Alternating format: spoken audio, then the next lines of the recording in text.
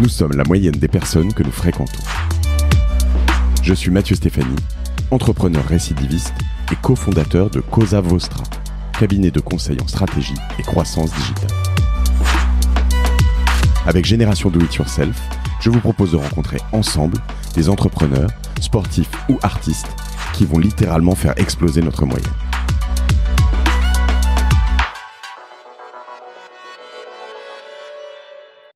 Bonjour à tous, j'ai aujourd'hui le grand plaisir, l'immense plaisir, comme j'ai l'habitude de le dire, d'être en face de Mercedes Hera. Bonjour Mercedes. Bonjour.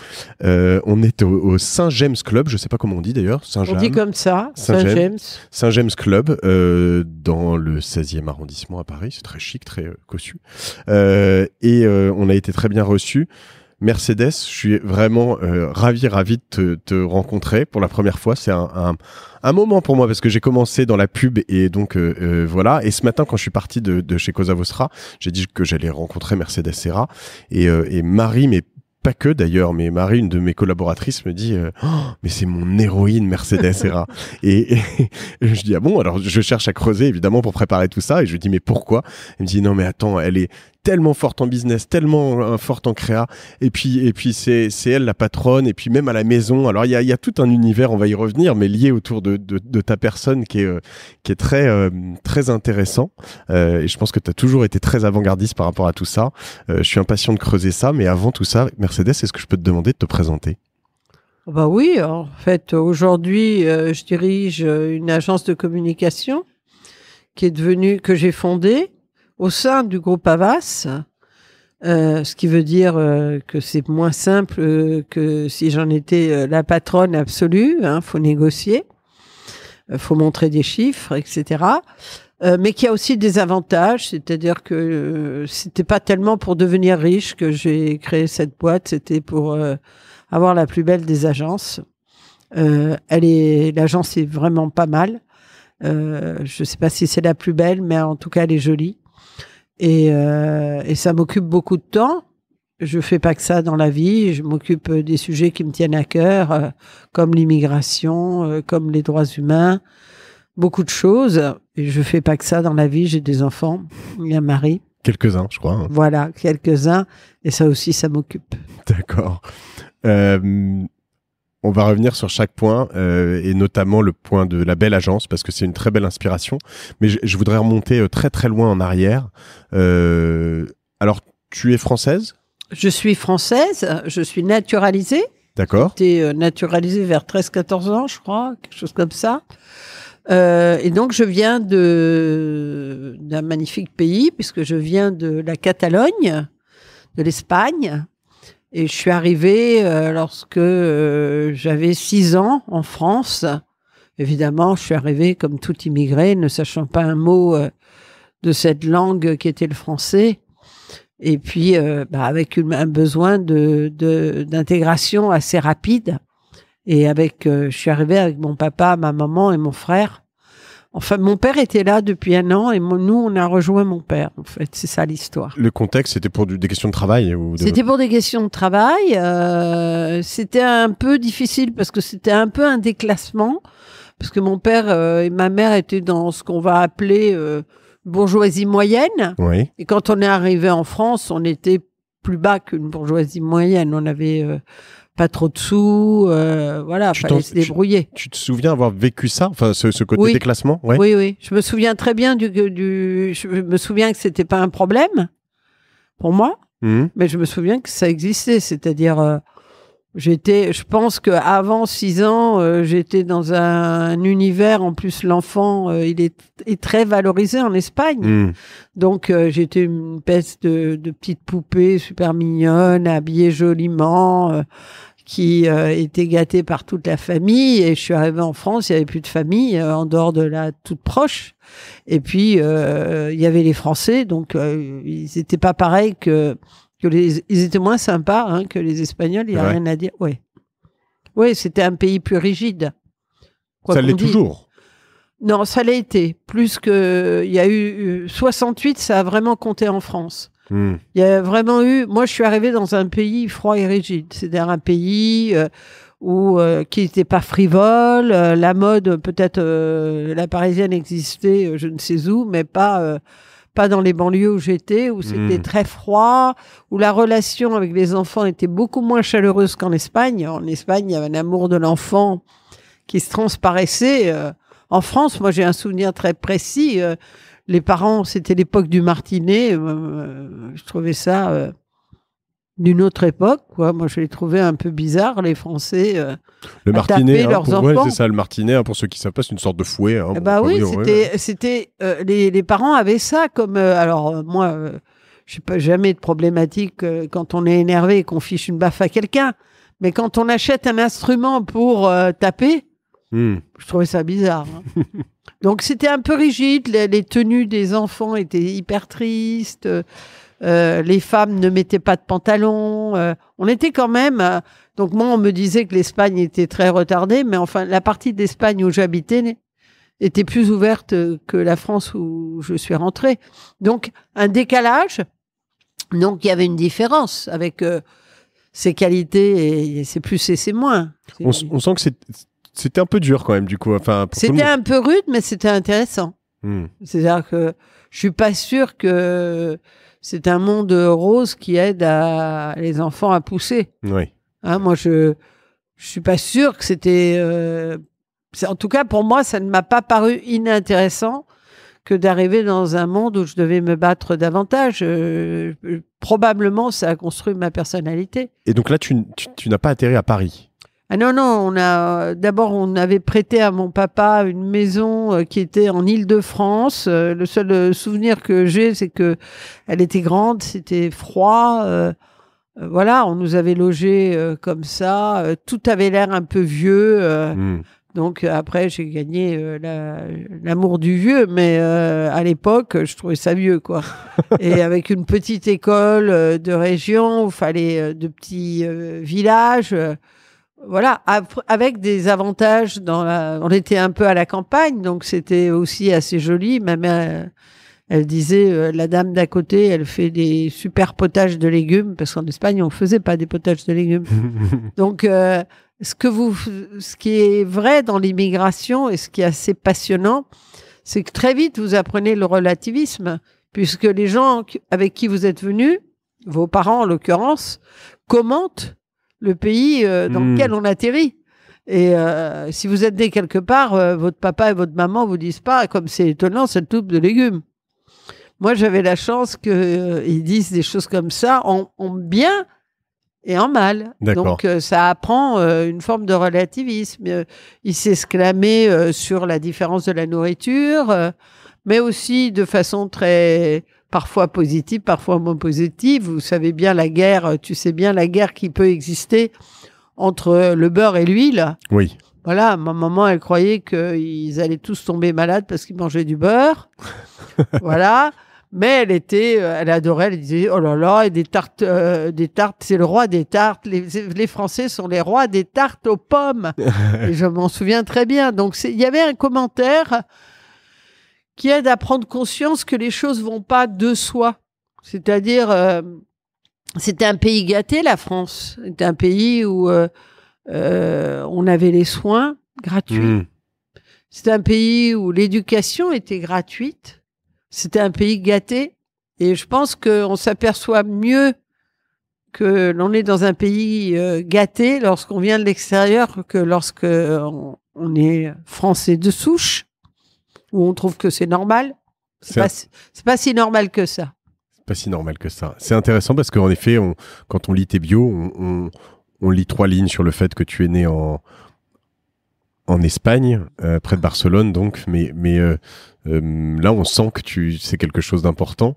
Et j'imagine qu'en plus, donc dans l'évolution, alors par rapport à ta famille, après il y a eu Franco, il y a eu pas mal de choses qui font qu'en plus cette chance qu'on avait en France, ça a dû s'accentuer, en tout cas dans ta perception, j'imagine. Moi, j'avais pas des parents très anti-franquistes. Hein. J'avais des parents mon père avait pris la décision de venir en France parce qu'il avait des enjeux avec des entreprises, donc c'était des choses économiques, mais j'entendais pas un discours C'était compliqué, même en Catalogne. En fait, ils sont plus devenus maintenant anti-franquistes que du temps de mon enfance où on est en fait, ça avait été très très dur au moment de la guerre civile. Mais après, Franco avait réussi à ranger le pays. Donc en fait, les gens savaient pas trop quoi dire, quoi, si c'était bien ou pas qu'il ait rangé le pays. Mais il l'avait rangé. D'accord. Donc voilà. Et puis c'était un pays qui, enfin, en tout cas, la Catalogne était très ouverte aux États-Unis, à l'Europe, surtout à l'époque aux États-Unis. D'accord. Et je pense que c'est cette influence-là qui fait que, alors que les gens pensaient que l'Espagne c'était un pays de retardés, en fait, en gros, hein, quand on me disait tu viens d'Espagne, moi je me disais c'est pas si évident que ça. Enfin, je voyais pas autant un contraste. J'avais pas l'impression de venir d'un pays du tiers-monde. Et ton père venait pour des raisons parce que lui était entrepreneur. Il avait eu un problème d'entreprise en Espagne et il avait décidé de venir travailler en France. D'accord. Voilà. Okay. Et il n'y avait pas d'enjeu énorme politique. Et c'était très dur pour ma maman, rupture de famille, se retrouver dans un lieu où il fait froid, reconstruire sa vie, regagner. On n'avait rien, hein. Donc, on n'avait rien, mais on avait nos têtes. On n'avait rien, mais je me souviens, ils ont fait les meubles de la maison avec les caisses en bois du déménagement. D'accord. Mais c'était joli. Ils arrangeaient bien. Donc, il n'y avait pas il y avait du goût et il y avait de l'intelligence. Donc, ça rendait tout de suite les choses plus agréables. On n'a jamais quand même senti du manque ou des choses comme ça. J'ai jamais senti ça.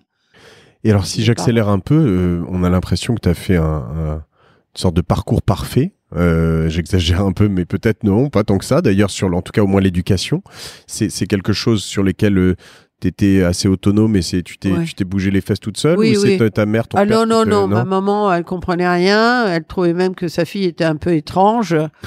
Elle travaillait pas? Elle travaillait pas. Je suis pas sûre d'ailleurs que c'était la meilleure solution pour ma maman. Mais à l'époque, les femmes en Espagne travaillaient pas. En France non plus, pas tant que ça. Donc, c'était un peu classique qu'elles restent à la maison élever leurs enfants. C'était pas génial pour ma mère parce que c'était pas ce qu'elle préférait au monde. Et, mais moi, élever ses enfants. Oui. Élever ses enfants, oui. C'est-à-dire rester à la maison, faire le ménage, rien faire d'autre. Ça se comprend. Ma mère était plus brillante que ça. Oui. Et puis, c'était pas une ménagère. Donc, elle m'a appris beaucoup de choses finalement en n'étant pas une ménagère. Moi, je suis beaucoup plus ménagère qu'elle. C'est-à-dire, j'aime l'ordre, etc. Ma mère aussi, mais elle aime le désordre aussi. Pour le petit aparté, juste avant cet échange qu'on a là, tu appelais chez toi en effet pour régler 2-3 petites choses personnelles. Oui, j'entendais ça. Oui, je vérifie qu'ils sont tous au courant qu'on livre un matelas et qu'il faudrait quand même qu'il y en ait qui s'occupent de le recevoir. Sinon, sent que tu lâches rien. Non, mais on peut pas. Les femmes, d'ailleurs, c'est exceptionnel. Les femmes, c'est pas qu'elles lâchent rien, c'est que les hommes ont tout lâché. C'est pas le même concept. Hein. Moi, je crois pas. Ah oui, mais elles veulent pas laisser la place. Moi, alors là, je pense qu'on laisserait volontiers nos places à des moments donnés, mais il faut quand même que les choses se fassent. Et les femmes, elles sont hyper sensibles à. Il faut faire ça pour les enfants. Elles ont un degré d'exigence par rapport à ce qu'il faut faire pour les enfants qu'on leur a mis dans la tête et qui est fort. En tout cas, pour revenir à mon histoire, oui, pour moi, l'éducation... J'ai tout de suite, en fait, quand je suis arrivée en France, je parlais pas français. Je parlais pas espagnol, en fait. La vérité, c'est que je parlais catalan. Oui. Et donc, quand les gens me disaient « Mais tu parles quoi, toi ?» l'air méprisant, je leur disais « Je parle espagnol. » Et si par malheur, il y avait quelqu'un qui parlait un peu espagnol, je ne comprenais pas non plus. Et donc, je disais à maman « Écoute, il y a un problème, c'est que je parle rien. » Elle me disait, mais si, tu parles catalan. Et je lui disais, mais je sais pas. Et ils me disent que c'est pas l'espagnol. Moi, je savais pas tout ça. Donc, très, très vite, quand même, quand je suis arrivée, mon obsession, c'était le français. Le français, ouais. Le français. Et comme les enfants se moquaient, je me suis tue longtemps. Je me suis tue, allez, on va dire que pendant 6 mois, à l'école, ils m'entendaient pas. Ils étaient inquiets d'ailleurs. Hein. Ils disaient, ma maman, elle parle pas quand même. Et ma maman disait, si, elle parle à la maison, vous inquiétez pas, elle parle. Mais moi, je parlais pas à l'extérieur et j'écoutais France Inter. Et au bout de 6 mois, je parlais très bien. Je parlais mieux que les Françaises. Sans accent. On n'a pas d'accent quand on est petit. Oui, c'est vrai. Ça va très vite. Ça va pas très vite. Tout le monde apprend les langues, mais on n'a pas d'accent. Mais moi, j'avais un truc miraculeux. J'avais l'orthographe naturelle en français. D'accord. Donc, je ne sais pas d'où venait la naturalité de mon orthographe, et j'avais une passion pour la langue. J'adorais ça. J'aimais pas quand ils faisaient des fautes. Mes grandes difficultés à moi, ça a été l'argot, le San Antonio. Oui. Oh là là, je trouvais ça dur parce que j'avais pas cet apprentissage-là. J'avais un apprentissage un peu littéraire de la langue. Ça a d'ailleurs été la suite du coup. Bah oui, parce que comme je pensais que la langue c'était la chose la plus importante, j'ai cru pendant longtemps que le métier le plus important c'était prof de français. Je voyais pas ce qu'on pouvait faire d'autre. Ça ne m'a pas passé, effleuré l'esprit. Génial. Je me suis dit, bah oui, tu apprends le français, tu deviens prof de français, donc tu es française. Pour moi, il y avait une logique Et la volonté d'intégration chez les enfants, elle est magique. Incroyable. Oui, elle est incroyable. Tous les enfants, ils veulent être conformistes, ces enfants. Donc, ils veulent être... Et à l'époque, moi, j'avais la chance de ne pas être dans des ghettos. C'est-à-dire, j'étais pas entre Espagnols ou je sais pas trop quoi, j'étais avec des Français. Donc, je voulais être française. Je voulais avoir un prénom français.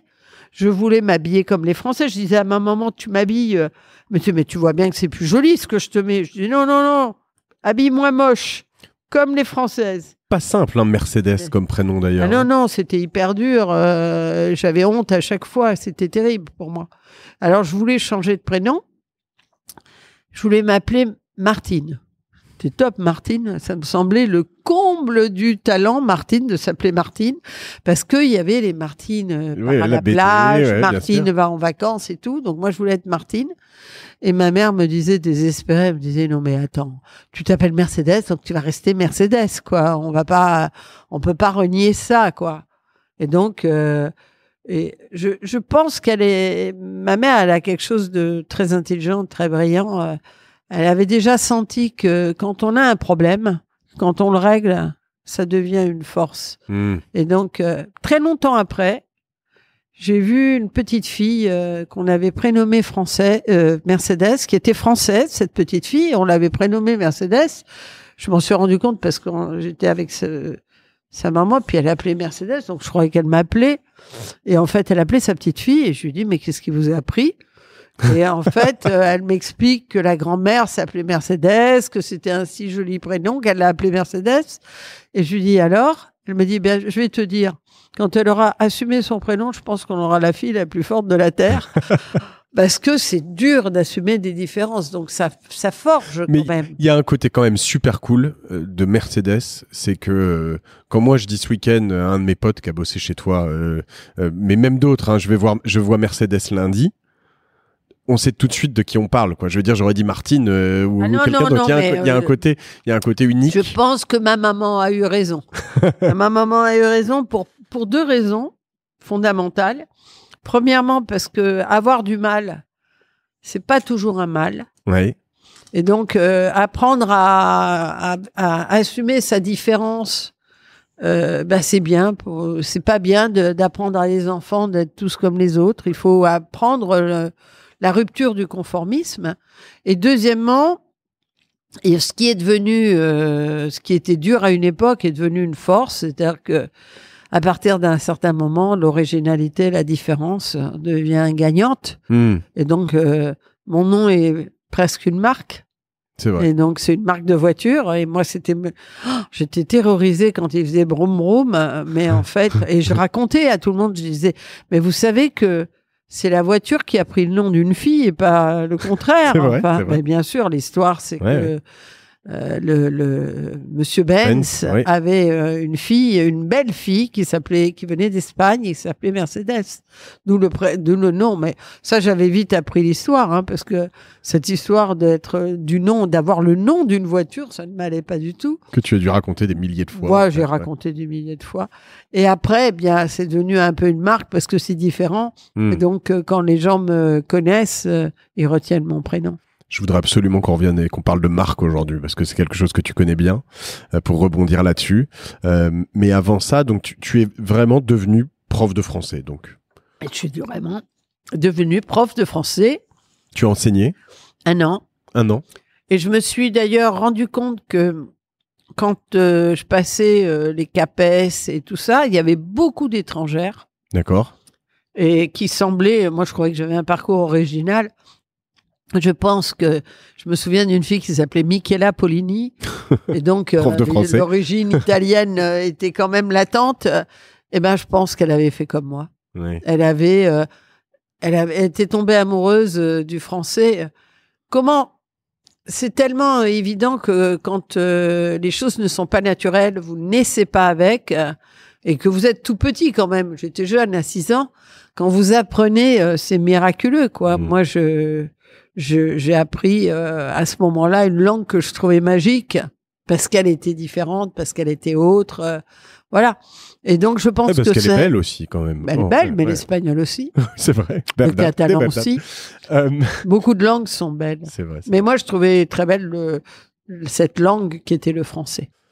Et je continue à la trouver très belle. Et alors, ce que je voudrais comprendre... Et à la défendre. Oui, c'est très important. Versus l'anglais qu'on utilise un peu trop. Oui. Versus, c'est très choquant quand les entreprises françaises n'assument plus le fait que on a le droit de parler français, et même si l'anglais est une langue internationale, on a à protéger aussi sa propre langue. C'est fondamental. C'est fondamental. Alors c'est vrai que ça pose toujours un peu cette question. Moi, parfois donc chez Cosa Vostra que je dirige, je propose à mes employés qu'on passe, puisqu'on a quelques employés. Alors déjà, on a un bureau à Londres, et puis on a quelques employés anglophones, même à Paris. Et je leur propose qu'on passe à 1 ou 2 jours par semaine en anglais. Parce qu'en fait, dès qu'on travaille avec des clients internationaux, il y a quand même un peu cette envie. Mais je te rejoins là-dessus. Alors, faut un équilibre. C'est-à-dire, moi, par exemple, je pense fondamental de bien parler anglais. Parce que sinon, ils ne coûtent même pas. Donc, il faut bien passer... Mais comment on fait les deux en même temps? C'est-à-dire, on apprend l'anglais pour pouvoir se défendre, se protéger, échanger avec des gens qui font pas grand effort pour parler français. Et de l'autre côté, on protège sa langue. Il y a plein de façons de la protéger. Et après, il y a aussi le côté universel qui est intéressant du coup sur l'anglais. On a perdu avec le français, mais je veux dire, c'est que pour dialoguer avec un Italien quand on parle pas italien, souvent il y a ce côté intéressant. Ouais, mais je sais pas si c'est intéressant. C'est triste. Non, c'est bien, c'est bien. Il y a ce côté universel, mais le français peut être universel. Si on regarde les évolutions des chiffres, si on regarde l'Afrique, et si on préserve, parce que ça se fait pas comme ça. Bien sûr. Les Américains, ils ont fait un effort pour que partout on passe à l'anglais. Ils se battent pour ça, parce qu'ils détestent quand on passe pas à l'anglais. En tout cas, il faut savoir que encore quand on parle avec un Italien et qu'on est en vacances, c'est pas très grave, mais que dans le business, ça nous fait perdre des points. D'accord. Il faut que tu m'expliques comment tu passes de cette jeune Mercedes qui vient d'Espagne à cette jeune Mercedes qui apprend le français à des Français, à cette jeune Mercedes qui rentre chez Saatchi et qui crée BETC. Qu'est-ce qui s'est passé? En fait, il s'est passé... j'ai eu des études formidables. J'ai fait des hypocagnes sans fin, des cagnes, des recagnes. Donc, j'ai eu des... Mais ça, il y a quelqu'un qui t'a poussé à un moment, pas tes parents, toi-même, des profs, des gens? Non, j'avais une foi en l'enseignement. Et puis, j'avais compris. Par exemple, j'ai pris allemand, latin, grec. J'avais compris qu'ils allaient me mettre dans les meilleures écoles. Ma mère me disait, non, mais tu trouves que c'est raisonnable? Et moi, je lui disais, écoute, fais-moi confiance, va. Et en gros, non, j'ai toujours su davantage... Chez moi, on mettait pas de pression, c'était pas la peine, quoi.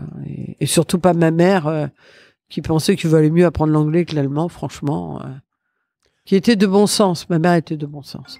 Et tes enfants, du coup, aujourd'hui, je t'en prie. Ce téléphone qui s'y met. Attendez, je le prends parce que je sais pas ce qui se passe. Allô?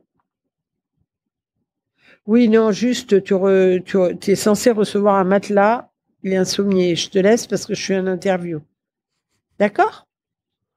Oui, à la maison à Garches. Voilà, je t'embrasse. Voilà. Si tu me le permettras, je le laisserai parce que de toute façon, sûr, on pas est, de problème. j'essaie idéalement de faire tout le montage, puis ça illustre bien ce qu'on se disait tout à l'heure. Bah oui, on est occupé. Hein.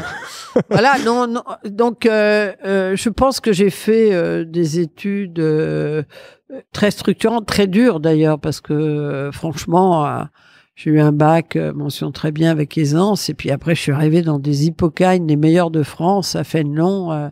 C'est les meilleurs pour aller à Sèvres, donc à Normal Sup Femmes, puisqu'à l'époque, c'était séparé. Donc, Fénelon, tu étais en pension?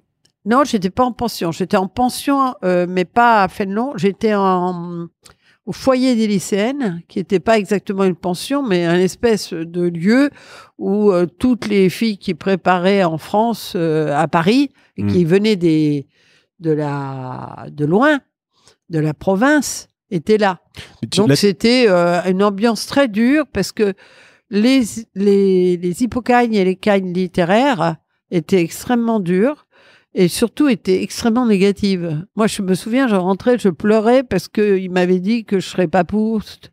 En même temps, je voulais pas être Proust, mais ça me faisait pleurer quand même parce que on n'était jamais valorisé. Les notes, elles commençaient en latin, on avait moins 30, moins 20, on progressait, mais je me souviens, mais j'ai du mal à m'habituer. Moi, j'étais habituée à être la meilleure des élèves. Mais là, tu te mélanges en plus à des gens qui sont... Parce que Fénelon, l'Alsacienne, toutes ces écoles, ces lycées, c'est quand même de la haute société. C'était pas encore ça? Fénelon et l'Alsacienne, ça n'a rien à voir. Fénelon, c'est l'école publique par excellence. Donc, c'est les fils de profs qui parlent latin couramment parce qu'on les a préparés pour les grandes écoles. Ça a changé, ça, aujourd'hui, non? Bah, Fénelon, ça reste toujours Fénelon, c'est pas mélangé avec l'Alsacienne. L'Alsacienne, c'est une école payante. Je dis pas que ça n'a rien à voir, je dis juste que aujourd'hui, pour rentrer à Fénelon, c'est compliqué. Oh non, mais c'était compliqué aussi à l'époque, c'était les meilleurs. C'était les meilleurs de l'école publique. Non, ce qui a changé, c'est que l'école publique est moins bonne. Et qu'elle est plus complexe. Mais ce qui n'a pas changé, c'est que fallait quand même un très bon niveau. Ils prenaient que les mentions très bien, etc. pour rentrer à Fénelon. Et donc, ils prenaient la crème des littéraires ou la crème des matheux. Enfin, en l'occurrence, Fénelon, c'était une prépa très littéraire. Et on se retrouvait plutôt qu'avec des gens riches. C'était pas ça. D'accord. On se retrouvait plutôt avec les fils d'enseignants. Des gens qui avaient été... moi, j'étais un peu un oiseau qui s'était élevé tout seul, quoi. J'ai expliqué à ma maman ce qu'il fallait faire. Je voulais avoir une vision globale des humanités. Donc, je faisais piano, trucs, etc. Mais j'étais moins préparée au concours que les filles de profs, quoi. Hein. C'est normal. Hein. Donc, voilà. Donc, non, c'était c'était passionnant parce que j'ai rencontré, c'était pas mixte, j'ai rencontré des filles extrêmement formidables qui sont restées dans cet univers-là. Hein. D'accord. Moi, j'ai quitté cet univers-là après, mais et j'ai appris énormément de choses. Ma culture la plus fondamentale, c'est ces cagnes à répétition, cette exigence d'un texte bien écrit, cette compréhension de l'histoire, cette compréhension des lettres, etc., qui m'amenait à être prof. Et quand j'ai été prof, ce qui a basculé dans ma tête, c'est que, en fait, j'avais voulu être prof de lettres, quoi, mais je voulais pas être prof de lettres. Je voulais avoir le diplôme du professorat de lettres. Et après, quand j'ai enseigné, ça correspondait pas à mon rythme. Ça correspondait pas à... D'abord, l'école ne correspondait pas exactement à ce que je pensais que devait être l'école. Oui. Déjà. C'est-à-dire qu'il y a longtemps, hein, maintenant, je me disais, mais on se parle même pas des élèves, on fait son cours. Donc, moi, j'avais pas de problème. J'ai une oralité, une aisance en oralité. Donc, j'avais aucun problème pour faire cours. Les élèves, ils m'aimaient bien. En plus, j'avais l'air d'une gamine comme eux, mais j'avais une autorité assez naturelle. J'avais pas de problème.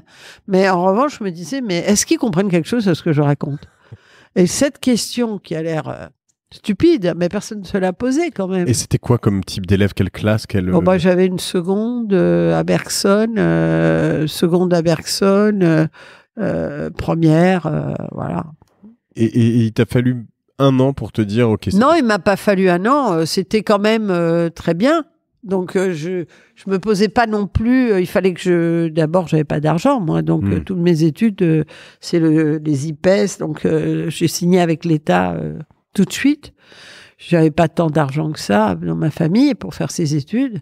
Et donc, moi, je me disais juste, je ressentais que c'était pas mon rêve idéal, quoi, que j'allais pas pouvoir. D'abord parce que j'étais extrêmement travailleuse et qu'il me fallait une passion. Et je me disais, mais j'ai l'impression de ne pas avoir quitté l'école.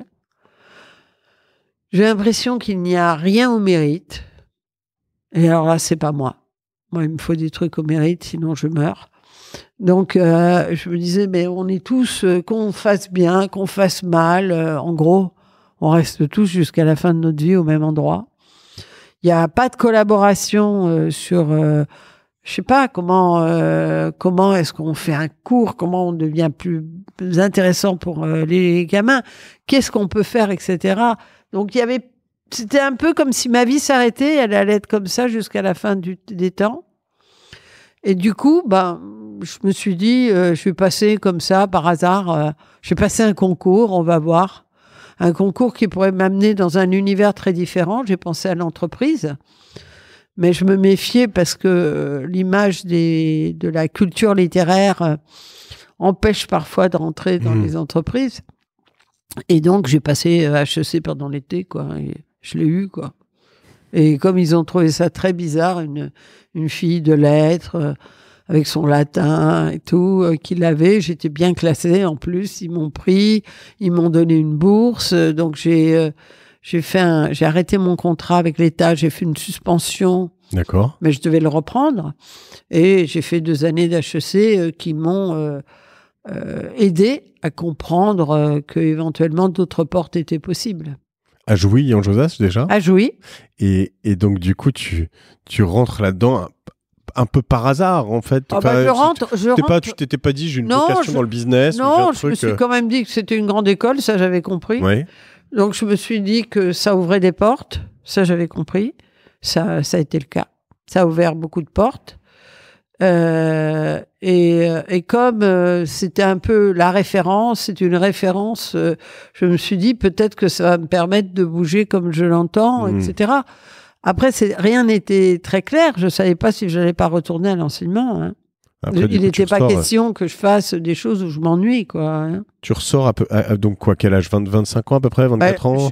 Non, oui, à peu près. Je sors de là avec... non, en fait, j'ai eu de la chance. J'ai fait un stage. J'ai fait un stage dans la com. Et là, tout s'est éclairé. C'est-à-dire que c'est très dur de trouver son métier, en fait. Mais ce que je voulais dire quand même, c'est que t'as quand même une sorte de double diplôme, un truc qui est juste fantastique pour aussi un entrepreneur, en tout cas dans certains univers. Si en fait, ils prenaient surtout les HEC. Ils se contrefichaient de mon premier diplôme. C'est vrai. Presque, hein, presque. Mais la vérité... Ce qui est une erreur. Je veux dire, c'est important d'avoir des gens Ce que je suis, c'est mon premier diplôme. Oui. C'est-à-dire que ce qui m'a été le plus utile dans la vie, c'est mon premier diplôme. Ce que m'a apporté HEC, et ça, je leur en sais gré, c'est que toute l'école française est quand même une grande partie de l'école française est construite sur la non-confiance. C'est-à-dire, en gros, vous allez rater, vous n'allez pas avoir le concours, vous n'allez pas y arriver, vous n'êtes pas Proust, ah oui, bonne nouvelle, etc. Donc, du négatif. Donc, moi, j'ai eu ma dose de négatif, ça a été formidable. Donc HEC, quand vous avez une dose bien forte de négatifs parallèles, ça construit des ailes, ça vous donne des ailes parce que c'est à l'envers. Alors, c'est vous êtes dans l'élite, vous allez y arriver, bien sûr on compte sur vous, bien sûr aucun problème, vous pouvez faire tout ce que vous voulez. Il y a nécessité de créer un équilibre en France sur ce qu'on dit aux enfants. Faut quand même leur dire qu'ils vont y arriver, quoi. C'est pas possible. Oui, et y compris hors du scolaire d'ailleurs, parce que je pense qu'il y a une. Mais c'est pas en dehors du scolaire, c'est que le scolaire doit leur dire qu'ils vont y arriver. Je sais pas ce que ça veut dire cette négativité. Je suis d'accord. Quand je dis en dehors du scolaire, c'est qu'il y a un côté. Alors quand je vois peut-être plus les Américains que les Anglo-Saxons, mais qui est peut-être alors là à l'extrême opposé, peut-être un peu trop, mais le côté. On te pousse, on est derrière toi, même dans le sport, même dans pas mal de choses qui est bien moins, sûr, de toute façon, il faut trouver les zones de potentiel. Après, je pense qu'il y a un équilibre à trouver entre nos amis les Américains. Moi, je pense qu'il faut réfléchir à ce que c'est la culture qu'on souhaite donner à tous. Moi, je suis très pour l'école publique, pour donner une culture à tous. Je n'ai pas envie que les Français soient idiots. Je trouve qu'il faut donner une culture à tous. Et après, il faut faire avec les différentes qualités des uns et des autres. Un enfant, c'est toujours un potentiel. Oui. Donc, si moi, mes propres enfants se sont ennuyés à mourir à l'école. Tu en as 5, hein, je me rappelle. Et j'en ai beaucoup qui se sont ennuyés. Et donc, ça me paraît pas possible, quoi. Ça me paraît. Et il y a eu des discours trop négatifs. Donc, nous, on compensait. C'est-à-dire, quand vous êtes dans des familles comme la nôtre, quand on me dit, votre enfant, il y a des jours où je leur disais, vous savez quoi, je vais l'abandonner quand je vais sortir d'ici, ne vous inquiétez pas. Enfin, ils sont trop négatifs. Moi, je suis très républicain, alors je dois défendre au passage un peu. Alors, mes enfants sont très jeunes, c'est vrai, mais j'en ai une qui est en CP, l'autre qui est en maternelle. Mais alors, sur des méthodes, ils font des tests Montessori, un certain nombre de choses que je trouve assez remarquables quand même. Et dans l'école publique, hein, les deux, et je vois une évolution très positive. Mais je pense que j'ai peut-être beaucoup de chance. Je suis peut-être dans une école un peu à part, mais je suis très impressionné, je dois dire, par le travail assez remarquable. Moi, j'étais impressionné à l'envers, quoi. J'ai trouvé qu'on n'était pas sympa avec mes gamins. Mais pas sympa. Et de toute façon, les chiffres de la France sont catastrophiques. Oui. C'est-à-dire que vous pouvez pas. Je pense pas qu'on puisse continuer sur le même registre, c'est-à-dire ne pas traiter les enfants avec du potentiel, ne pas comprendre d'où ils viennent, ne pas comprendre comment il faut complémenter quand ils viennent d'un endroit ou d'un autre. Enfin, c'est pas la même chose, quoi. Oui, on est un des pays aujourd'hui le moins positif en termes d'égalité des chances. Pour moi, c'est pas possible. C'est pas possible, ça. Et après, évidemment que je ne relie pas ça aux professeurs ou je relie ça à l'organisation, au système. Si je reviens... Après Montessori, j'ai jamais vu ça dans l'école de mes enfants. Hein. Oui. Mais non, je pense que j'ose espérer que ce soit un test qui soit concluant. Pourquoi croyez-vous que la plupart des enfants aujourd'hui, dès que on est dans un coin, il y a des ghettos et même les gens qui étaient des républicains mettent leurs enfants en privé aujourd'hui. C'est pas bien. Non, je suis d'accord. Cette école publique qui était incroyablement valorisée en France, elle l'est de moins en moins. Il faut qu'on la préserve. Il faut se battre, bien sûr. Il faut se battre pour elle. Et si je reviens du coup sur cette approche, ce changement radical, c'est là où toi tu as commencé en stage chez Saatchi ? En fait, moi j'ai fait un stage, j'ai fait plusieurs stages au cours d'HEC, dont un stage, j'ai fait un stage en marketing pour Air France à Mexico, j'ai fait un stage de contrôle de gestion, et puis j'ai fait un stage de communication chez Saatchi, et j'ai senti immédiatement que ça avait rapport avec, tout ça avait un rapport avec tout ce que j'aimais. Saatchi, pour ceux qui ne sont pas familiers, c'est toujours, mais c'est une immense marque. Alors, moi, c'était un peu plus compliqué que ça, parce que c'était une agence française qui avait été rachetée par les frères Saatchi. Elle s'appelait Dupuis Compton. C'était une des vieilles agences françaises avec une âme magnifique. Et puis, elle avait d'abord été dans un circuit américain, Compton, qui avait été lui-même racheté par Saatchi. D'accord. Et donc, j'ai vu à la fois le côté agence française, indépendance, et le côté Saatchi donne les ordres, moins intéressant. D'accord. Mais en tout cas, je suis arrivée dans ce métier et je me suis dit, oh là là, ils ont inventé ce métier pour moi. Et ça, je trouve que c'est la chance d'une vie, ça, parce que quand vous tombez, quand vous êtes enfant, vous savez pas très bien. Moi, j'aimais plein de choses, je savais pas très bien. Et ça réconciliait exactement tout ce que j'aimais, quoi. C'était la capacité d'analyse constante de matière des stratégies, de comprendre les gens. La littérature, elle était fondamentale pour m'apprendre ça, la compréhension des gens. T'as pris une claque, en fait, non? C'est ça, c'est une sorte de coup de foudre avec ton métier? J'ai pris surtout un coup de foudre. Je me disais, c'est dingue. Ça a été presque immédiat, enfin. Ah bah oui, très très vite. J'étais à l'aise alors que j'imaginais même pas tout ce qu'on dit sur la publicité est tellement stupide que moi j'avais ça dans la tête. C'est bête et trucs. Du coup, quand je suis arrivée d'ailleurs en stage, j'ai dit je veux faire de la sémio. Puis finalement, j'ai fait commercial et en fait, j'ai fait de la stratégie. Je me suis dit que le métier était passionnant et en plus, il était relié au réel. En fait, c'est un grand métier de persuasion. D'abord, c'est un grand métier qui existe depuis toujours. Même s'il n'y avait pas d'agence de publicité, en gros, les hommes ne sont que des êtres de communication. Quand un leader politique gagne, c'est parce qu'il communique bien. C'est parce que ce qu'il dit est compris ou à un moment donné, il y a une perception. Vu la trace qu'il a laissée, j'imagine que Jules César avait des communicants autour de lui, quoi. Bah, en tout cas, proprement parlé, ou même les êtres humains sont des communicants. Quand vous allez mal, les êtres humains sont des communicants qui valorisent ce qu'ils font. Oui. Quand vous allez mal, ça se lit très fortement parce que vous n'arrivez plus à valoriser ce que vous faites. Et donc, vous êtes en retrait par rapport à ça. Et vous savez plus faire de la publicité pour ce que vous faites. Mais quand vous allez bien, vous faites de la publicité. Tout le monde. Quand vous allez bien, vous faites de la publicité. C'est une bonne remarque. Sinon, ça veut dire que vous êtes mal dans votre métier. Ou vous dites que vous faites ça, mais en fait, vous n'aimez pas. Donc, ça veut dire que vos enfants vous inquiètent. Voilà.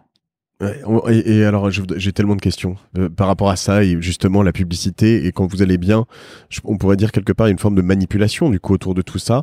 Où est la barrière? Où est le... En fait, la barrière, c'est que les gens se laissent pas manipuler. C'est plus compliqué que ça. Mais ce que je veux dire, c'est que quand vous allez bien, vous faites de la publicité. Est-ce que quand on va bien, on se manipule et on manipule les autres? Est-ce que non, mais l'être humain, il est perception. Ça n'existe pas le réel. Oui. Les gens vous racontent l'histoire de leur enfance, ils l'ont totalement inventée puisqu'ils ont un souvenir pur. Oubliez la dernière demi-heure. Le souvenir, souvenir est une relecture. Oui. Est une relecture. Parfois, je me dis, est-ce que même moi, comme je travaille beaucoup sur la perception, je me dis, mais je raconte ça, mais est-ce que ça a vraiment eu lieu comme ça? En fait, non. Tout est revisité par l'être humain. Tout est subjectif. Et tout est lié à son appréhension. C'est comme ça, d'ailleurs, qu'il y a des dames qui sont enceintes et qui ne voient pas qu'elles sont enceintes. C'est ce qu'on réalise sur pas mal de choses, ce qui est très bien dit dans ce livre Sapiens de Yuval Noah Harari, qui explique bien que une marque, en soi, on va en parler, mais une marque, ça n'existe pas. Enfin, qu'est-ce que BETC, qu'est-ce que Cosa Vostra, qu'est-ce que Coca-Cola, finalement, si ce n'est une sorte de croyance collective. Bon. Non, alors ça, c'est plus compliqué que ça. Ça finit par exister parce que BETC, ça existe vraiment. Hein.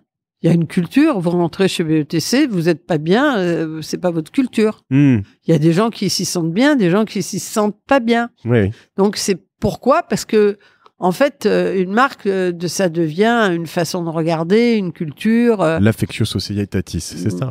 Il y a une façon de faire chez BETC qui n'est pas la même que celle de Publicis ou celle d'une autre très belle agence au demeurant. Hein, même de chez Havas, peut-être, oui. Complètement. Oui. Faisons très différemment. Et alors, pour avancer là-dessus, tu as eu un parcours assez rapide chez Saatchi. Hein. J'ai lu ça. Oui, j'étais prête. J'étais prête. Quand je suis arrivée, j'étais prête. J'étais prête à travailler. D'abord, j'avais un truc un peu spécial. C'est que j'avais le sentiment de la responsabilité. J'avais pas du tout besoin de posséder quelque chose, moi, pour me sentir responsable. Je suis rentrée dans mon job et je croyais que j'étais responsable de tout. Donc, c'est assez grave comme état. Mais en fait, vous n'avez pas beaucoup de concurrence sur ce cas-là. C'est-à-dire qu'il n'y a pas grand monde qui se sent responsable de tout. Responsable de tout, ça veut dire dès qu'il y avait un problème, je croyais que c'était de ma faute. Donc, je voulais le régler. Donc, à force de régler tous les problèmes, je suis devenue directrice générale, quoi. C'était assez... naturel, en fait. Finalement, j'étais assez simple et naturel. J'avais pas du tout de plan de carrière. Je crois que je comprends complètement ça, l'idée de se dire, en gros, quand tu bosses dans une boîte et que tu passes à côté d'un, je sais pas, d'un pot qui est tombé par terre ou d'un truc qui est à l'entrée. Il y a des gens qui réfléchissent qui l'a fait tomber, puis il y a des gens qui ramassent. Ouais, évidemment. Voilà. Et puis qui se disent, mais pourquoi il est tombé? Est-ce qu'on pourrait aider à ce qu'il ne tombe pas? Et alors vous êtes embarqués. Et ça, c'était... Moi, j'avais, une passion pour le métier. J'étais contente qu'on me paye pour avoir cette passion. Voilà, j'étais contente, voilà. Et puis 3, j'étais travailleuse, donc j'avais pas peur. Et puis je me sentais responsable. Et c'est des choses, le mélange entre la passion, la responsabilité. Si mon client avait des pépins, je croyais que j'y étais pour quelque chose que je pouvais aider. Donc je contribuais. J'ai essayé de contribuer au maximum. Ce qui implique plein de questions aussi, le fait de savoir aussi s'arrêter chez un client et de pas régler tous ses problèmes parce que certains sont pas les tiens. C'est un peu difficile. Pour ma part, je suis assez nulle. Non, de toute façon, j'aime pas les limites dans la vie. J'aime aucune limite.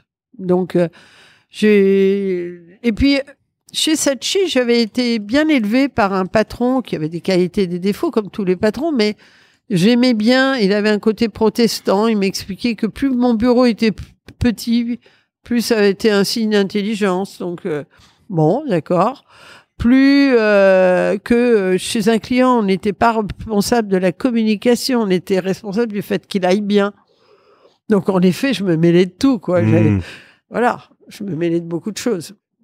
Et si je voudrais aborder un point un peu pour ceux qui connaissent pas l'univers des agences et dans beaucoup de métiers d'ailleurs, si je vais dans les médias, on va avoir les journalistes, les commerciaux, dans les agences, les créatifs, les commerciaux, on va avoir je peux chercher à chaque fois, même à la limite dans les startups, il y a les ingénieurs et les business, et il y a toujours un peu le côté sachant, le côté très oui, vertueux. mais alors nous, et toi, tu avais une position, pardon, je finis parce que c'est important, quand je vois ton parcours, déjà quand même un côté un peu littéraire, je veux dire, on peut pas te la faire à l'envers parce que tu restes quand même quand tu arrives, tu as HEC, mais tu as aussi la lettre, et les lettres, pardon, et du coup, il y a quand même cette force ou rien à voir. Est-ce que c'est une... Mais non, mais moi je pense surtout que c'est pas comme ça qu'on crée.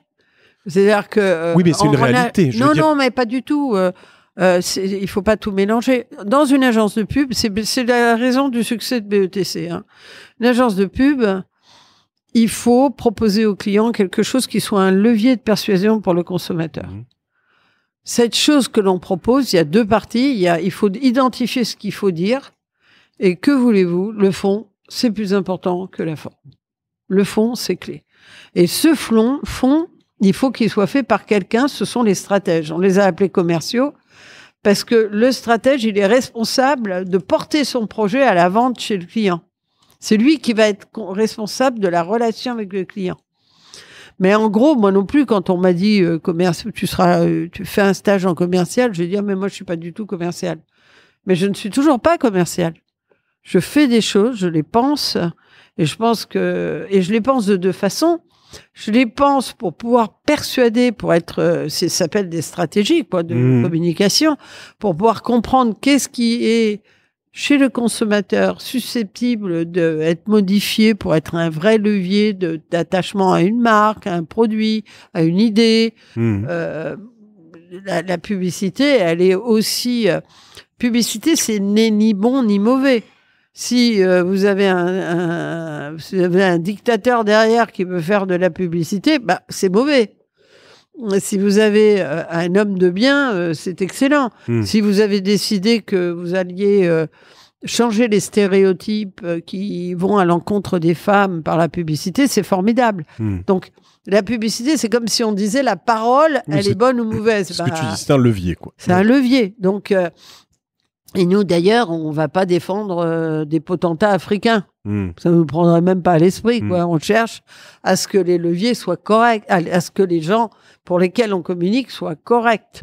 C'est-à-dire les entreprises, pour moi, l'entreprise, elle est fondamentale. On a besoin d'entreprises. Et pour arriver au succès, elles ont besoin de persuader des gens. Mais donc, tu n'as jamais vécu ça, justement, dans tes premières agences, tes premières années, ce côté... j'ai pas fumé, tu vois, ça existe, ce côté dans certaines agences. Non. À tort ou à raison, tu dis c'est pas comme ça chez vous, mais non, où on prend les commerciaux pour des ploucs, enfin pour des blaireaux. Bah, il suffit de. Je suis pas comme ça. Hein, non, mais parce que c'est le terme qui n'est pas le bon, quoi. Qu'est-ce que c'est commercial D'abord, il faut toujours être respectueux par rapport aux gens. Donc même dans sa définition commerciale, il y a des gens qui vendent des fromages. Ça s'appelle un marchand, le boucher c'est un commercial. Voilà, moi j'aime bien mon boucher, quoi. Maintenant il essaie de me vendre de la viande. Et quand je rentre, il me dit pas si tu prenais plutôt pas de viande aujourd'hui, quoi. Non, il est bizarre, hein, il est trop étrange. Donc il y a déjà un métier commercial qu'il faut respecter. Ce sont des gens qui proposent leurs produits. Celui qui est au marché, il fait une partie commerciale. Après, il se trouve que dans les agences, dans mon agence, la fonction commerciale, c'est bien sûr, il faut persuader le client nous, on n'a aucune vraie autorité que celle de l'influence. Même avec notre client direct, s'il veut pas, il ne le fait pas. Oui. Donc, on a pour office de le persuader. Mais on a une deuxième partie dans notre métier qui est très fondamentale, c'est la stratégie. Moi, je ne sais pas vendre si je pense que c'est pas la bonne stratégie. Oui. Je sais vendre ce à quoi je crois. Donc, les stratégies, il faut bien des gens qui les mettent en place. Donc, ces stratégies de communication, c'est ce qui va permettre de briefer des créatifs sur la jeunesse pour Evian, la santé pour Danone. Donc, c'est des grands leviers qui modifient les entreprises. Ça, c'est les strates de communication, c'est passionnant parce qu'elles modifient l'être humain, les strates de communication.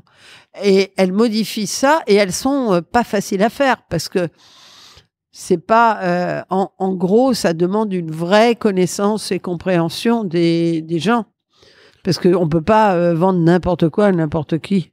Ça existe pas, ça. Ça serait trop bête et trop facile et on changerait de métier. Il semble assez clair après 30 ans, un peu plus dans ce métier que tu as trouvé ta voie et que tu es toujours passionné parce que... Non, mais parce que c'est tellement... D'ailleurs, ça se voit. Quand je vais quelque part, ça passionne les gens. Oui. Pourtant, il y a plein de métiers à côté qui sont absolument passionnants. Les médecins, ils sont géniaux. Il y a plein de métiers. Mais l'acte de la persuasion, c'est ce qu'il y a de plus humain. Et c'est probablement la chose la plus humaine, c'est-à-dire le dialogue. Quand un roman, quelqu'un écrit un roman, il veut qu'il soit lu. Enfin, c'est rare que le romancier, donc il se met à faire du commerce, brave garçon. Et il est content quand ça a lieu. Donc nous, c'est pas ça. Nous, on travaille sur les systèmes de persuasion. Et dans le système de persuasion, vous pouvez pas persuader les gens de ce que vous voulez. Vous voyez, sinon Macron s'en sortirait mieux là. Il y a une panne là. Pour ceux qui écoutent ce podcast beaucoup plus tard, on est encore embourbé dans la crise des gilets jaunes. Voilà. Donc ça prouve que c'est un peu compliqué de les persuader. Lui pensait les avoir persuadés, puis ça s'est déréglé. Oui. Donc en fait, les êtres. Pourquoi ? Parce que les êtres humains, en gros, ils écoutent ce qui les arrange. Donc, il faut vraiment connaître l'état où ils sont, ce qui leur va, ce qui leur va pas. Mais bien sûr, on essaie de leur vendre quelque chose. Mais ça, pour moi, c'est le principe de l'humanité. C'est-à-dire que Vous faites des tomates, vous appliquez, elles sont magnifiques, les tomates, vous y avez mis tout votre cœur, bah vous essayez de les vendre. Oui. Hein, c'est bête, hein, mais voilà. Vous avez écrit des livres, ils sont magnifiques, vous essayez de les vendre. Voilà. Après, voilà, faut respecter ça. Alors, il se trouve qu'en agence, du coup, le commercial, c'est pas vraiment du... Il y a des agences qui ont structuré en Angleterre. On n'a pas fait comme moi je fais chez BETC. On a créé des postes de planning qui sont des gens qui font des stratégies. Ensuite, vous avez les créatifs qui sont des gens qui trouvent l'écriture par rapport à ces stratégies, les commerciaux qui vont vendre. Moi, j'ai pas organisé l'agence comme ça. Je l'ai pas organisé comme ça parce que pour moi, celui qui vend le mieux, c'est celui qui a pensé. Je suis d'accord. Je vois tout à fait ce que tu veux dire. Et d'ailleurs, un client, moi, je veux rien vendre à un client, je veux le persuader. C'est d'ailleurs souvent pour ça qu'on envoie un réal ou un acteur sur des plateaux télé, parce qu'on ne va pas envoyer le producteur qui est derrière.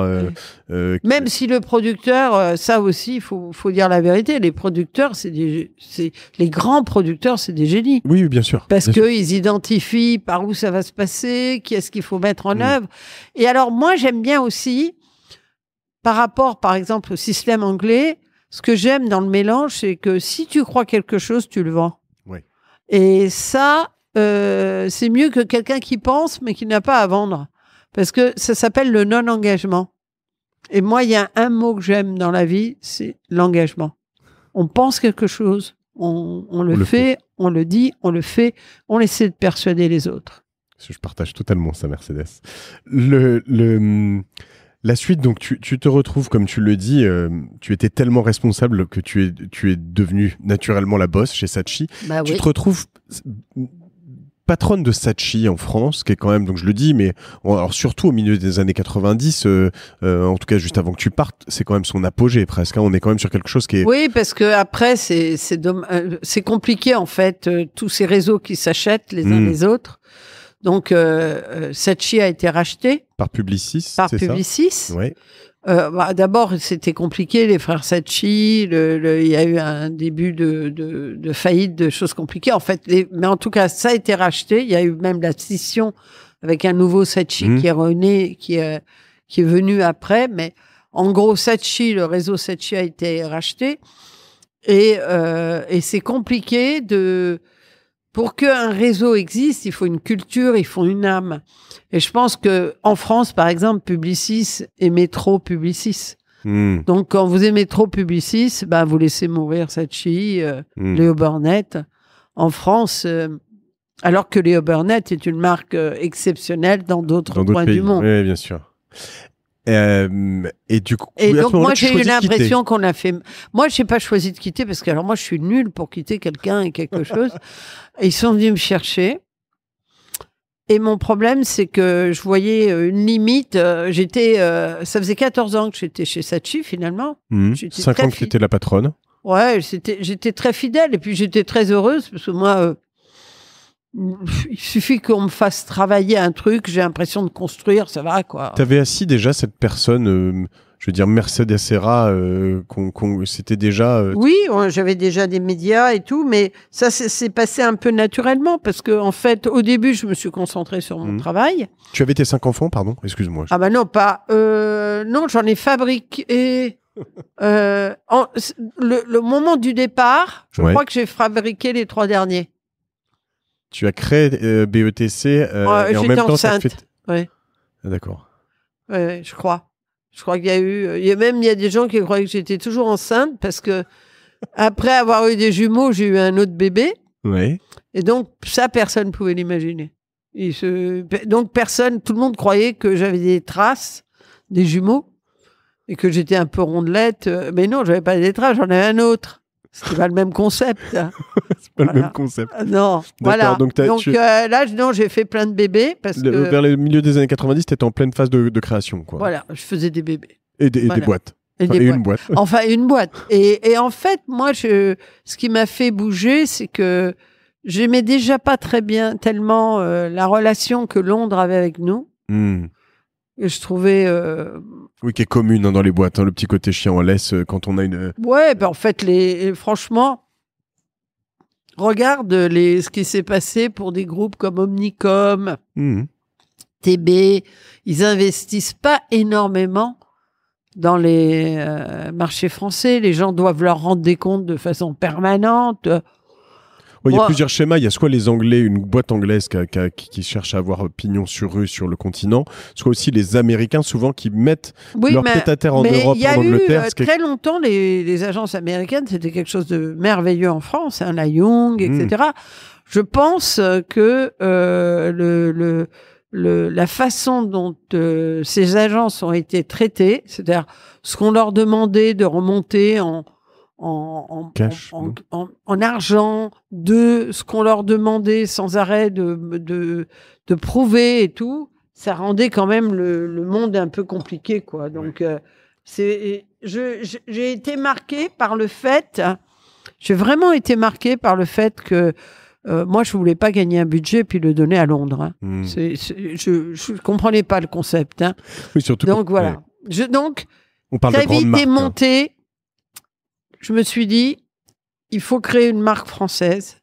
Il faut que cette marque... De toute façon, la France, il y a une place énorme dans ma vie. C'est-à-dire le français. Le français, la migration, la France, le français. Ensuite, je voulais créer une agence française qui démontre au monde entier qu'on pouvait faire de l'international, car je rappelle que même pour les Français, quand on dit une équipe internationale, en gros, ils veulent dire une équipe anglo-saxonne. Moi, je leur disais, mais pas du tout. Les Français peuvent être internationaux. Un Espagnol aussi, d'ailleurs, au demeurant et tout. Et je pensais que c'était mon combat que de démontrer qu'une agence française pouvait avoir une excellence en termes de réflexion et de créativité, et que c'était ça mon enjeu.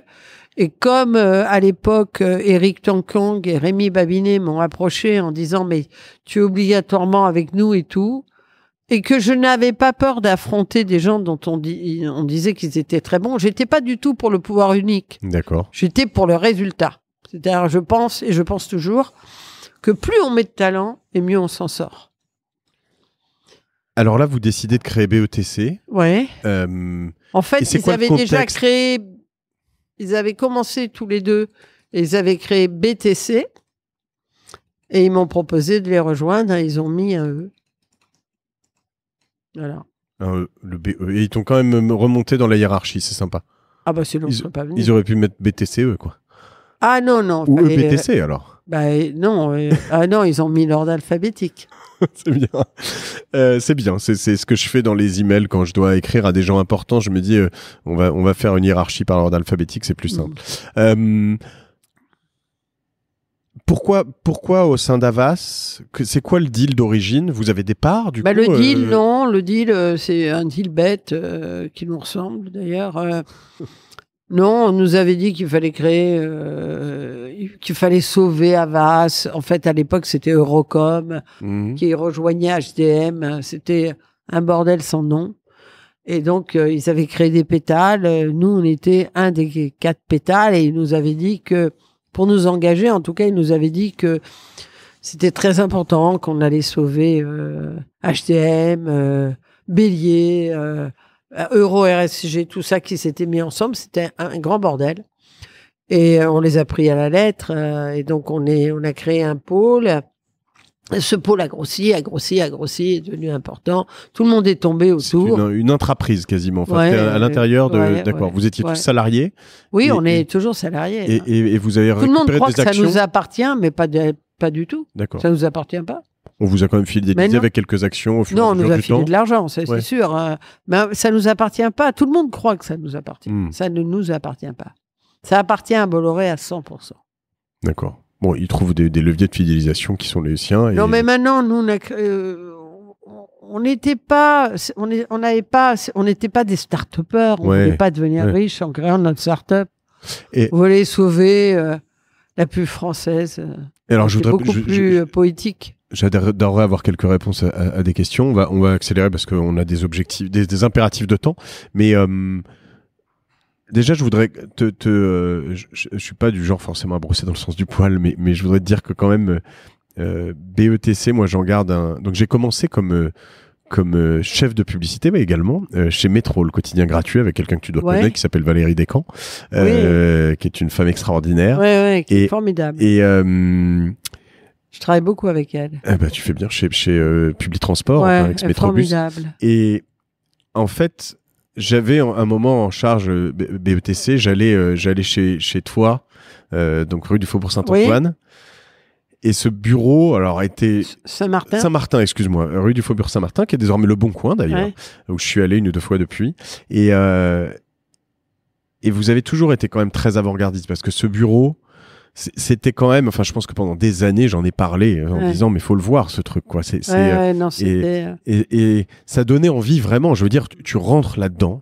Et maintenant, c'est le cas dans beaucoup de boîtes. Il y a Google, il y a Facebook, il y a plein de gens qui font ça. Mais à l'époque, il n'y en avait pas. On a Pantin qui est encore... que j'ai pas encore visité. C'est un stade au-dessus. Tu m'inviteras. C'est magnifique. Mais je veux dire, en tout cas, il y avait ce truc où quand tu rentrais là-dedans... Oui, mais en fait, ce que je veux dire, c'est qu'avant, il n'y en avait qu'un seul. Avant, il n'y en avait qu'un seul. Mais même maintenant, il n'y en a qu'un seul. Parce que nous, on n'est pas du tout Google. C'est pas du tout... c'est une agence très exigeante. C'est pas une agence... on donne pas des bonbons aux gens. On n'est pas... C'est pas démagogique. Ça veut dire quoi, très exigeante? Exigeante, ça veut dire que ce qui compte le plus dans cette agence, c'est ce qu'on sort. Et ce qu'on sort, il faut que ce soit à la hauteur du respect qu'on a pour les gens.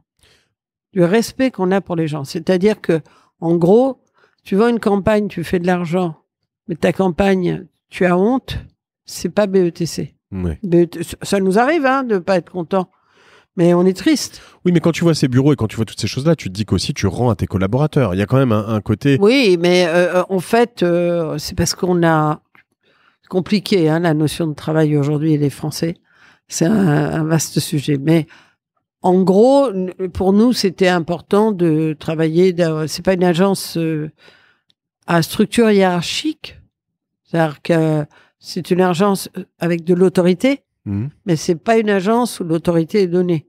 Donc, des gens qui sont habitués à avoir des signes d'autorité, il faut savoir que moi, j'ai pas de bureau, que je travaille à la cantine. Et ça fait des années.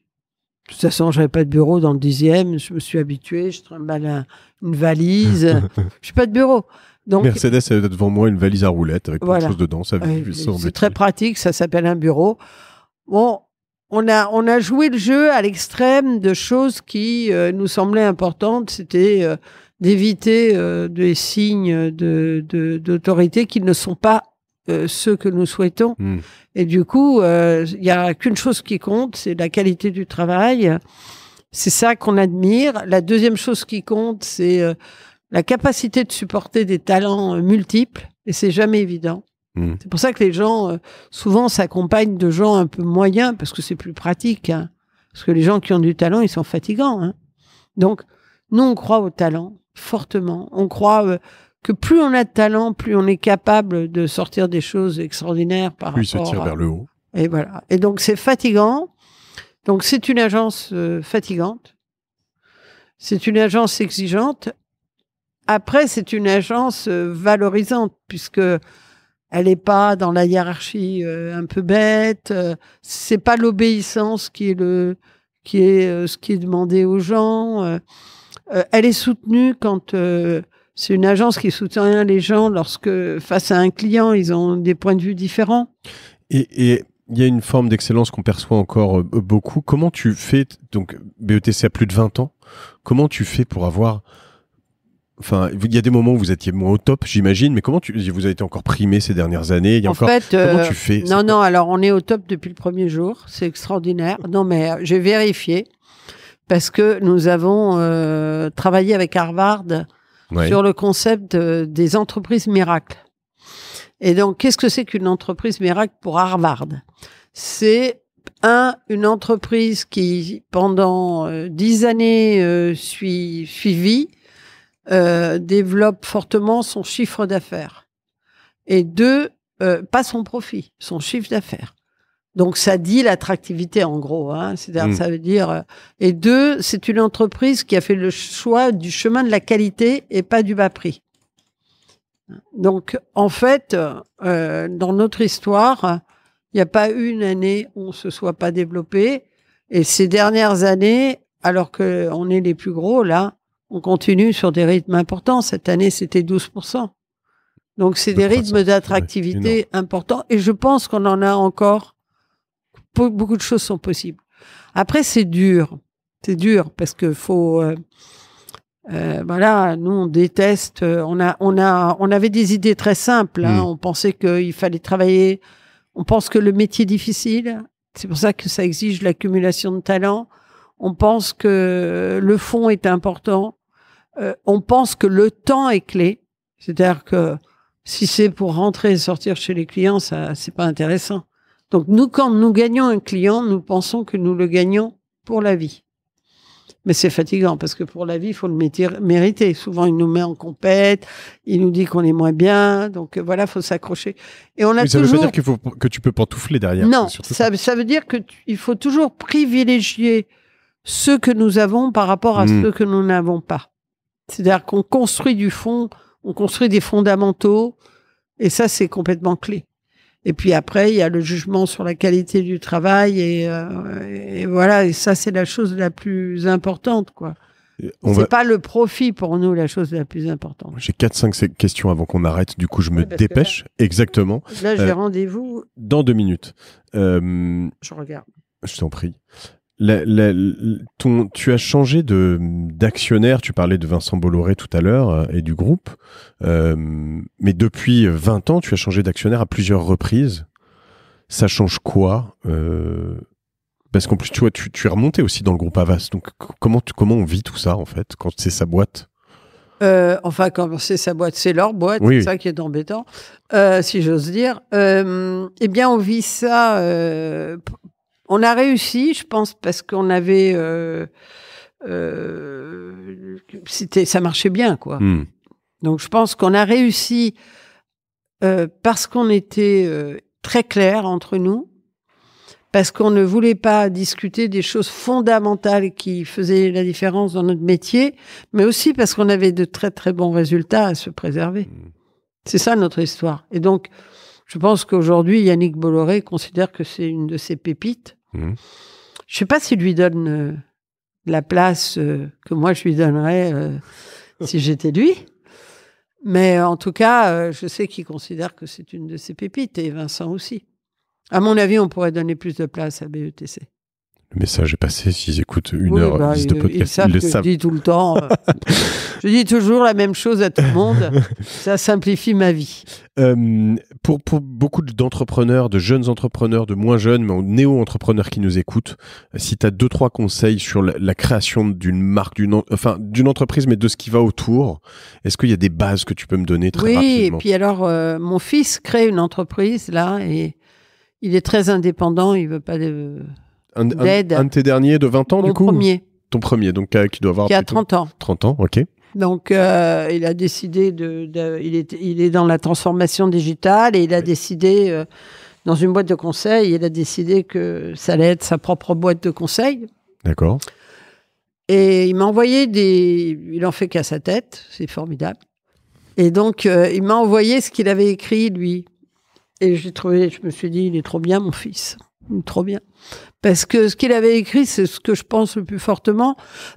Citons-là sa boîte de conseil, tant qu'à faire. Hein. Ah, je sais pas si tu as le droit, d'ailleurs. Mais... Non, mais en tout cas, ça va être une petite boîte de conseil, là, qui va... Je t'en parlerai. Et alors, il a écrit des choses très précises. Il a indiqué que il était fournisseur, donc son job, c'était de dire la vérité, être authentique, qu'il allait avoir des consultants, qu'il fallait que ces consultants soient heureux, et que ça passait par l'authenticité, la capacité de dire ce à quoi on croit, etc. Moi, je pense que le plus important pour les gens quand ils créent quelque chose, c'est savoir ce à quoi ils tiennent et pas lâcher là-dessus. Mon fils, il tient à des valeurs. Sa boîte, elle s'appelle Meji, M-E-J-I.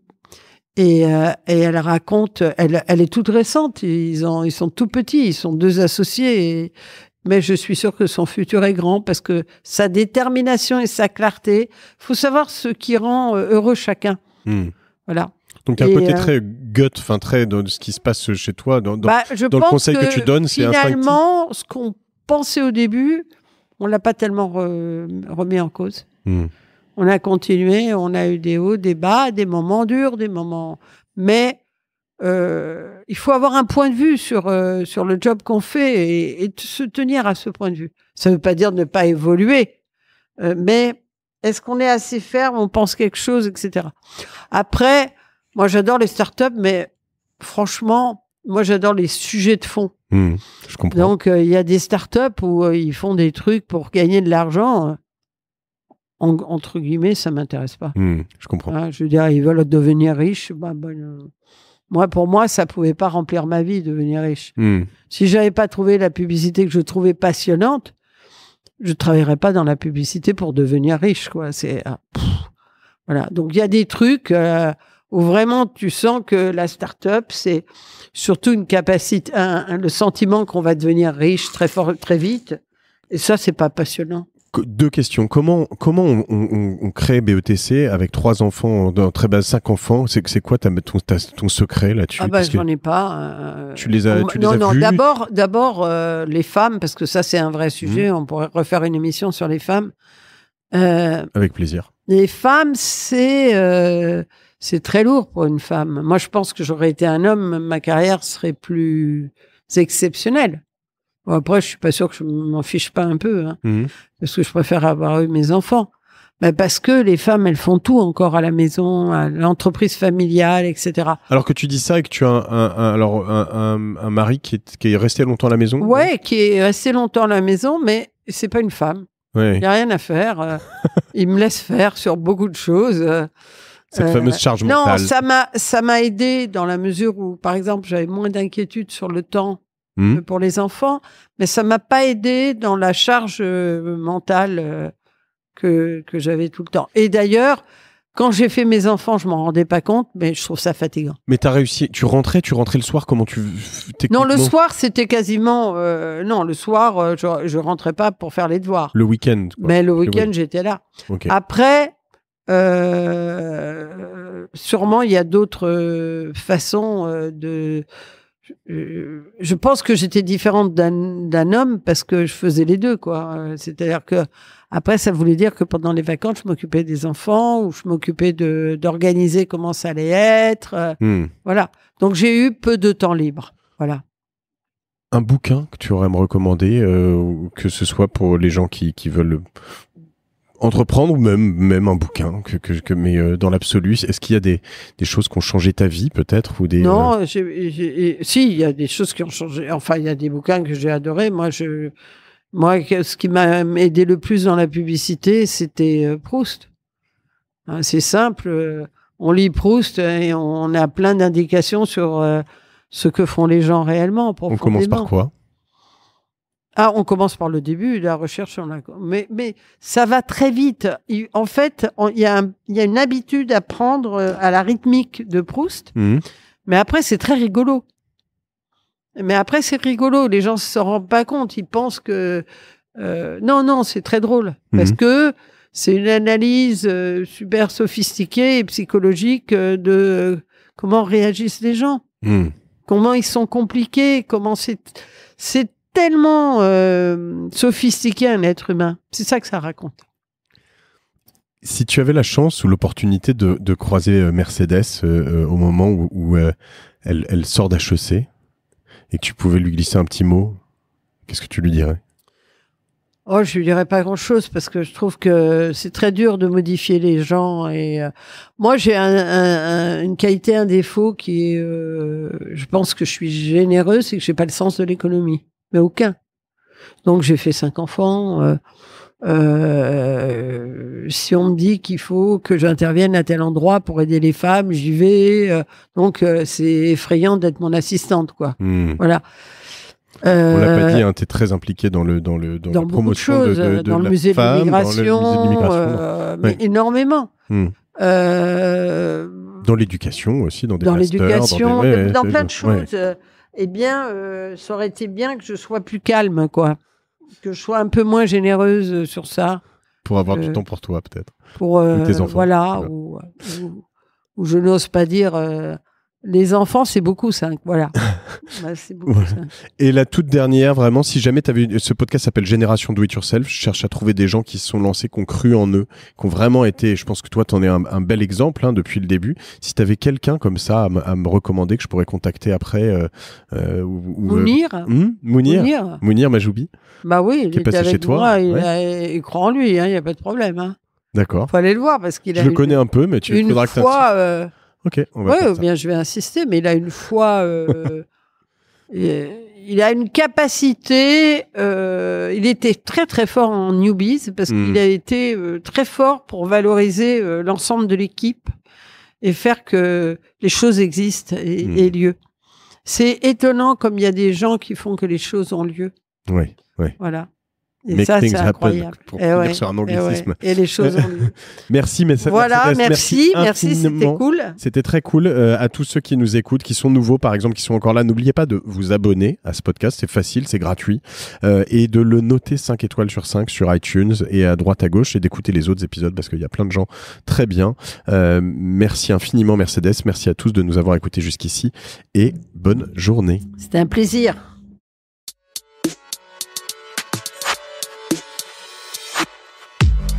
Bravo, vous avez écouté cet épisode de Génération Do It Yourself jusqu'au bout. Merci de le partager à 2 personnes autour de vous, d'inscrire de force vos amis au podcast sur leur smartphone et de mettre une note 5 étoiles avec un gentil commentaire. Ça m'aide énormément pour ressortir dans les classements. Aussi, si vous me laissez votre email sur gdiy.fr, je vous enverrai l'épisode de la semaine ainsi que 2-3 bons plans.